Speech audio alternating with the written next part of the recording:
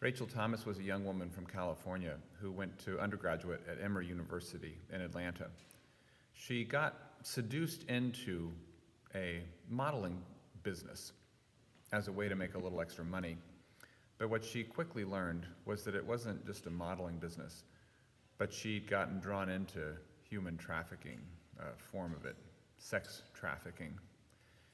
She'd given away some personal information on a employment form as she signed up, which was the first way that she felt not only duped, but trapped in this work. She took on, as things unfolded over the course of the next months, a new stage name, Lexi. And not only did she end up dancing on stages, but she ended up in a sex trafficking scheme. She describes herself as being lost, as having to suppress part of herself in order to move forward in life down this path which she knew was dark and a dead end. And yet she'd been seduced into it. About 10 months in, someone else had tipped off the whole ring to law enforcement, and she ended up making a statement before the grand jury.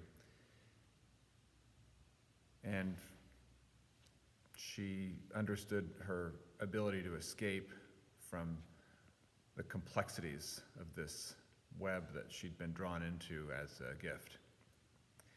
So she says she called her parents and said, "Can you pick me up at LAX airport?" They didn't ask any questions right away, other than, she said her mom's always into drama. "You're not pregnant, are you?" her mom asked her. So Rachel tells the story of her parents picking her up and having a long ride home. Once they got home, they sat down around the dinner table, and her parents asked her what was going on. And she tried to walk the line of saying a little bit. She said she'd met a man who'd got her into some trouble, but not revealing too much because she wanted to protect her parents' emotional health and well-being.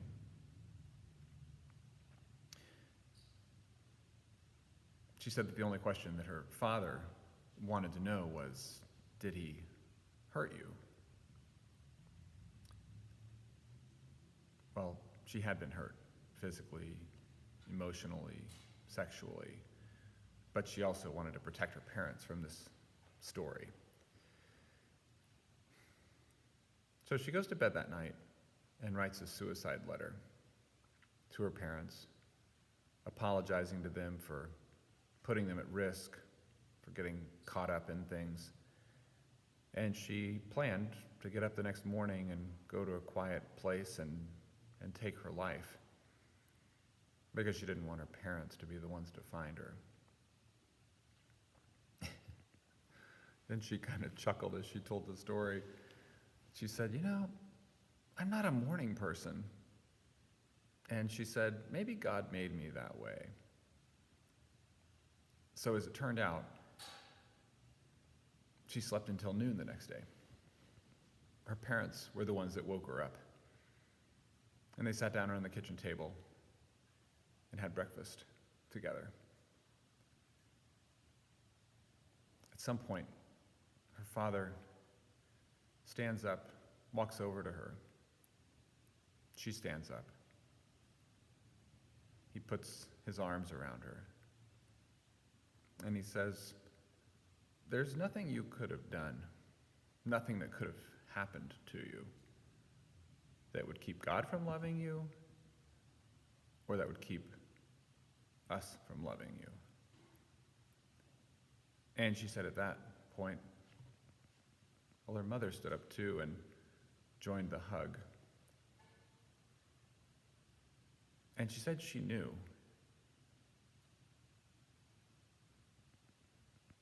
She knew she was making this movement, as she said, out of the darkness and into the light. She knew of her being loved.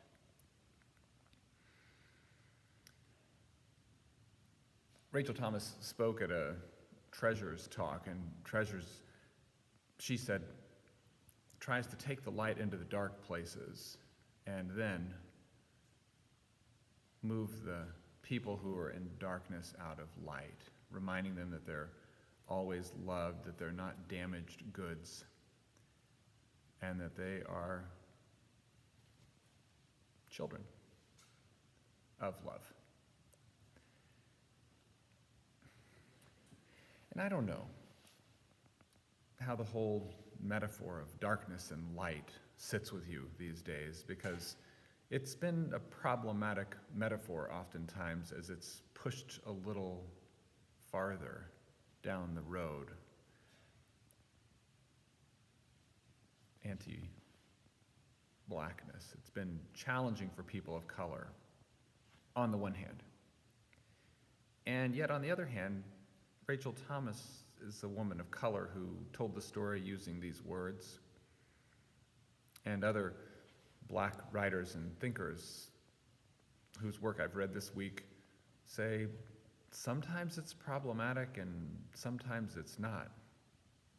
Like even the matter of darkness and light. It's got the gray area in between, where I suppose we often meet up with God. As we find God in these times of COVID, blessings on your day on March 14th, and blessings on Rachel Thomas and all women during this month where we celebrate women's history.